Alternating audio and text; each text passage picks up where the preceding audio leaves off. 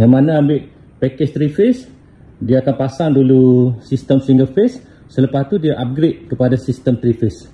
Bismillahirrahmanirrahim. Assalamualaikum dan salam sejahtera. Alhamdulillah, Madil Academy akan buat kelas bersemuka di Kuantan, Pahang. Okey, jadi alhamdulillah dah agak lama saya tak buka pendaftaran untuk kelas bersemuka. Okey, apa yang specialnya belajar di Madil Academy ni tuan-tuan? Untuk belajar kelas wiring ni, saya sediakan B satu seorang. Jadi maknanya yang datang belajar ni, dia mesti buat wiring sendiri sampai pandai. Kalau tak pandai, saya tak akan bagi balik. Jadi sekarang saya tengah siapkan B untuk kelas yang akan datang. Okey, jom tengok macam mana saya buat. Jadi yang mana kita akan bagi tempat yang lebih selesa untuk belajar kelas wiring. Okey, apa yang special dia, saya akan buat B dekat sini satu seorang. Okey, yang ni seorang, dekat sini seorang, okey, dekat sini seorang, okey, dekat sini dan dekat sini. Okay, kelebihan belajar dekat Madil Academy ni juga ada lagi, saya tak ambil ramai tuan-tuan. Saya ambil 2 hingga 4 orang sahaja dalam satu-satu masa. Sebabnya kita nak bagi lebih fokus kepada peserta untuk belajar dengan lebih mudah dan tenang. Dan insya-Allah bila tuan-tuan balik daripada kelas Madil Academy, dah boleh buat wiring sendiri.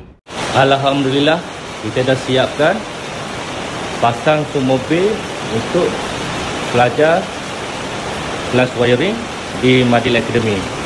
Cumanya saya tengok lah ni ada sedikit masalah yang mana pencahayaan dia kurang. Ni siang hari kalau malam dia agak gelap sikit. Jadi saya cadang, saya nak tambah lampu lebih banyak lagi. Bismillahirrahmanirrahim. Okey, yang ni tu nombor 1. Dia kontrol dekat bahagian sini. Nampak sekarang ni dalam keadaan tak berapa jelas cahaya dia. Okey, jom.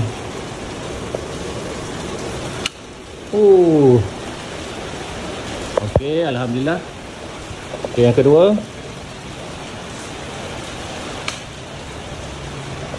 Okey, yang ketiga ni kipas. Kita on je, tapi dia tak ada kipas lagi.